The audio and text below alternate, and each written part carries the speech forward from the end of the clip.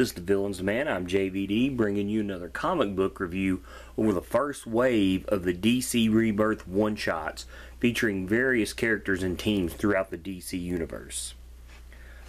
Now, before I go on, make sure to watch my review over DC Universe Rebirth and my theory over why the Watchmen are here. I believe the Watchmen are here for peace. Like I said, if you'd watched the end of Watchmen, it was all about Ozymandias play at peace by killing half of New York, making the world come together to fight this alien threat he had created. And I believed that Manhattan, who agreed with this, decided to go create life, ran into the DC Universe, and wanted to bring peace to it because there was so much chaos there. Now, with this piece, I believe that there was two minor details to it. That he brought the Watchmen that were remaining, Ozymandias, Night Owl, Silk Spectre with him, to help him bring peace to the world, or that Ozymandias, who created this utopia, was going to be its leader. Manhattan removed him from that world, and he's angry, looking for revenge. Because in the DC Rebirth one-shot, there's a mysterious character called Mr. Oz, who everybody believes this is Ozymandias, who's talking to this mysterious Superman who showed up at the end of the 52 title, Superman. Now, some of these titles I'll go through quickly. There's really not a lot to them. Green Arrow, boring. He meets Black Canary, they make googly eyes at the end, and you know they're going to bump uglies later. On a note, as they were breaking up the auction for missing persons, one of the masks on the screen was Court of Owls, so that could be interesting for the character later on. That'll allow team up with Batman, so keep an eye out for that. The Titans book, I thought that was boring, but it's about Wally making connections with the rest of the Titans like he did Barry Allen, and he reveals the story that he told the Flash to them, and they all agree together they'll find out who's behind this mysterious altering of the DC Universe. So if you're wanting to keep up with what's going on with that, where it's going to lead to, that would be a book to look out for. Next on the list is Aquaman. Boring. To me, always been a boring character.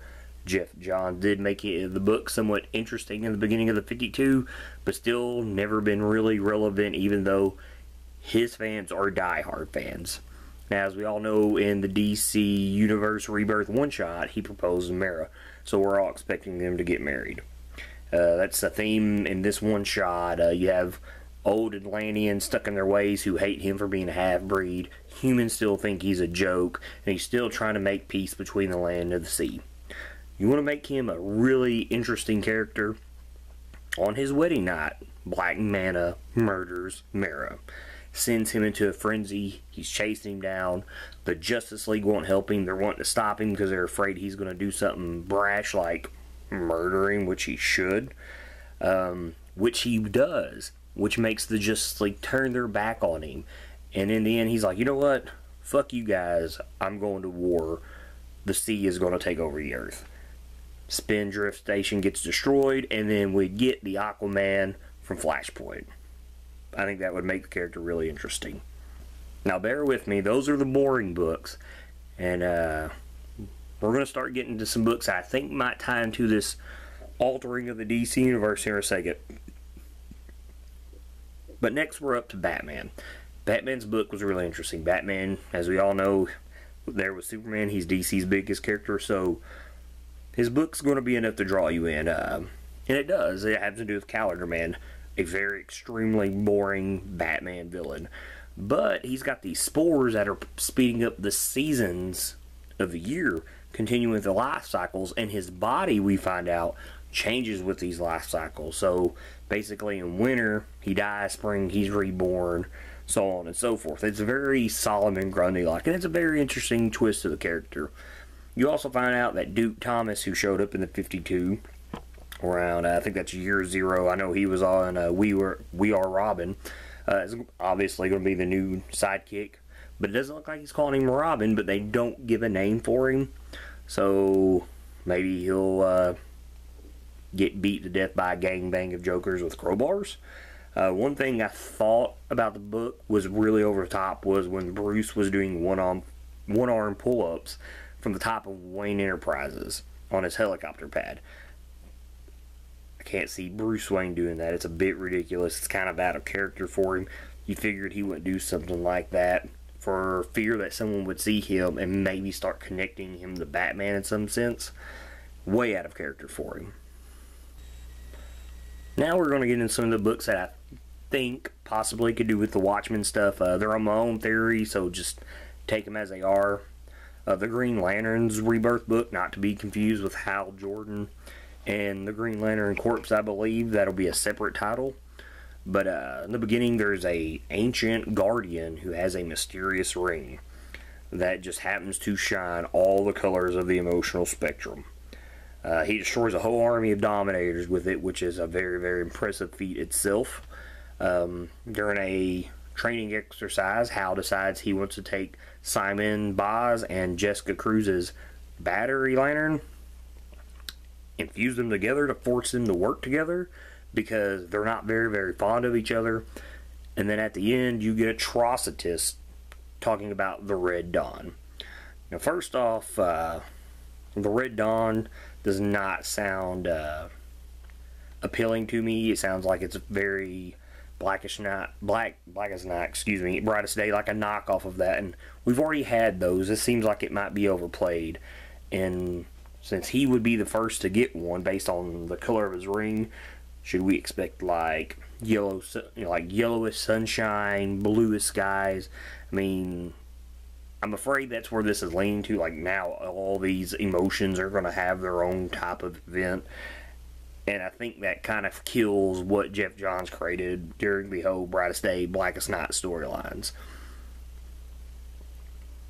Now, with the ring, the mysterious ring, obviously that reeks of the emotional spectrum, as you can tell when it was opened up.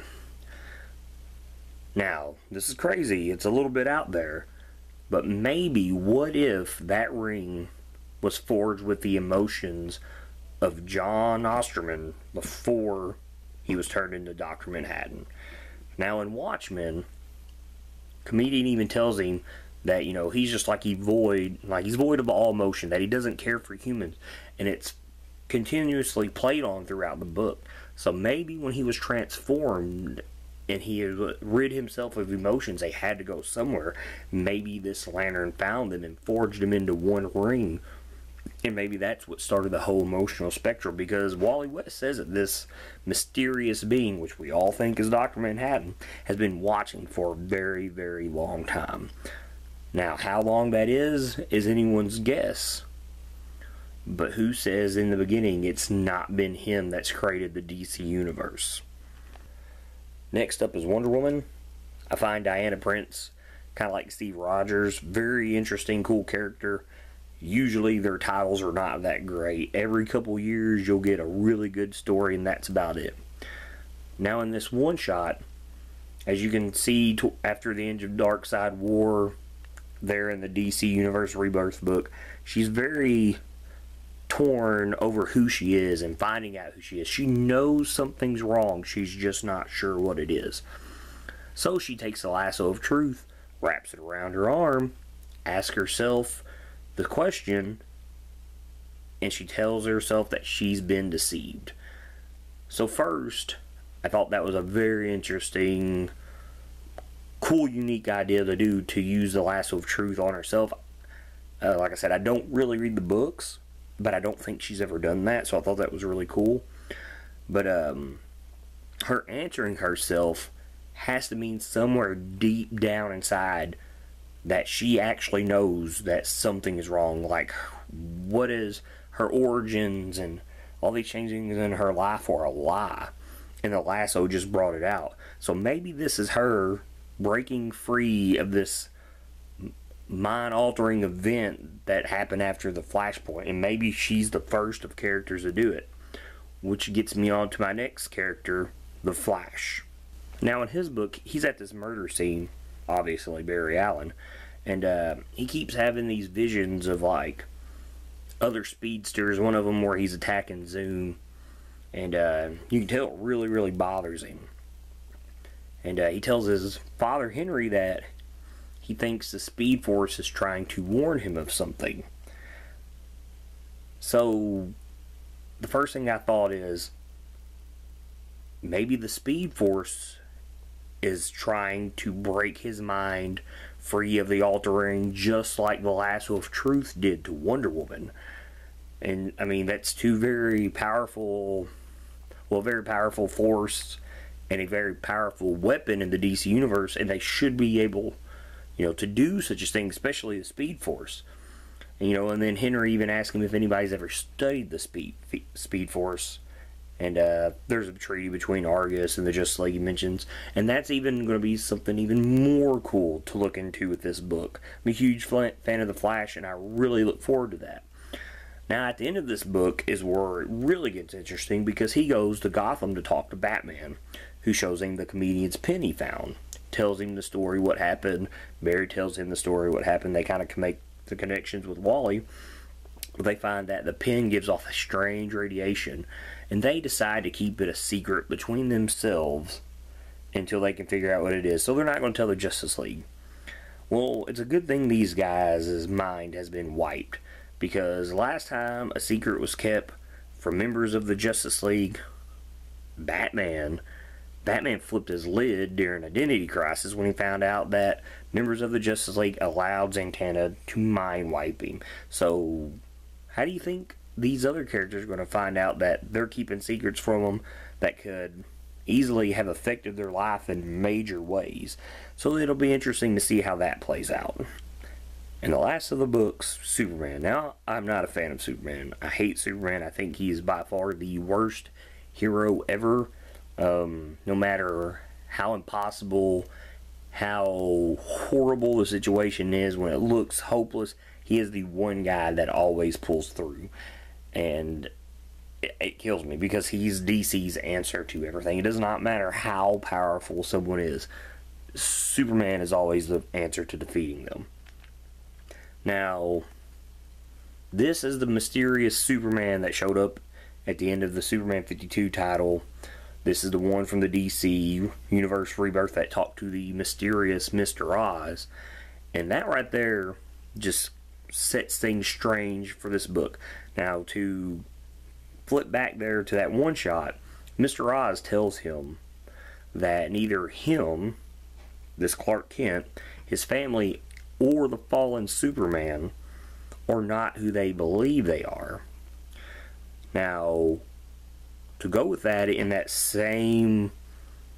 those same panels, Clark believes they're in a parallel world, him and his family, because they're realizing there's events unfolding that kind of remind them of what he went through. But in this book, he goes to the memorial for the fallen Superman, waiting for him to wake up, which he meets Lana Lang, and he tells him that he died once, and that's how he knows the Superman will come back. And they show you the fight between Superman and Doomsday. So, this has to be the Superman post-crisis, pre-Flashpoint. This Superman that I hate so much, that does everything in the world to save everyone when it's almost impossible. When it seems impossible. So, that in itself makes things really interesting and is going to bring up a lot of questions. So, in a way, DC Universe Rebirth and Superman Rebirth One Shot kind of contradict each other. Wally West says 10 years were removed and from everybody, lives were altered, so I'd assume minds are altered, people were removed, events changed, but this Superman believes he's from a parallel world, so he only believes that because things are different. So the biggest question is, how did he survive or escape this altering of the DCU done by who we all believe is Dr. Manhattan?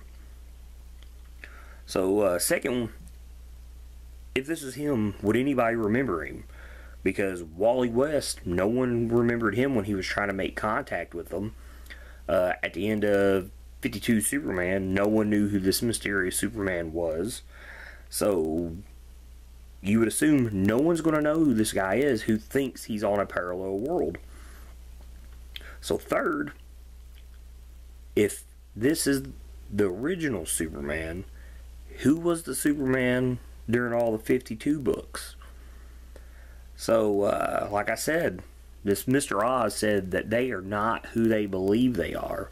So, this whole book itself has hooked me. I don't think I've read Superman titles before. I've read story arcs, and everybody's got their day. There are good stories. I'm not lying. You can't deny that. But this was enough to make me really interested in keeping up with this book. And as I'm doing this review, DC's already putting out issue 2s of most of these titles that I've already talked about. They're pushing this stuff out quick, so it makes me think that these answers that the fans are wanting are going to come quickly. Now, based on what I've just said that's happened in this book and what I think is going on, this is what I think happened. So this is post-Superman, pre-Flashpoint, Clark Kent. Now, where I said that I thought Manhattan wanted peace, I could see where he was looking at the DC Universe and was watching Superman, all these things that he's done, the times he's sacrificed himself, put everything on the line, and thought, that man deserves a normal life. So, when he was altering everything, he pulled him to the side and gave him and Lois a peaceful life. They have a son together. That's something he's always wanted. And so the question is, so who is this Superman that everybody has seen that's taken his spot? I believe that might be Superboy Prime. All Superboy Prime ever wanted to be was Superman. And all he ever wanted to do was prove himself. But no, he was a snotty little brat who couldn't control his anger and thought the world was supposed to be his. He had this huge sense of entitlement, just like kids today do. So, the question is, will he come back? Because obviously this Superman is now trying to take his place in the world. Better yet, how is the Justice League going to react to this Superman? Because no one should know him, and he's been sitting here on the sidelines for however long the 52's been going on, watching and doing nothing. So that should cause a bit of drama, a bit of conflict between everybody, knowing that there is another Superman, presumably just as powerful as the 52 Superman, who could have prevented a lot more chaos that happened. Time will tell. This is The Villain's the Man. I'm JVD. Like us on Facebook. Follow us on Twitter. Subscribe to us on YouTube. Share this video. Get your Watchmen theories out here. They're coming. Keep reading, guys.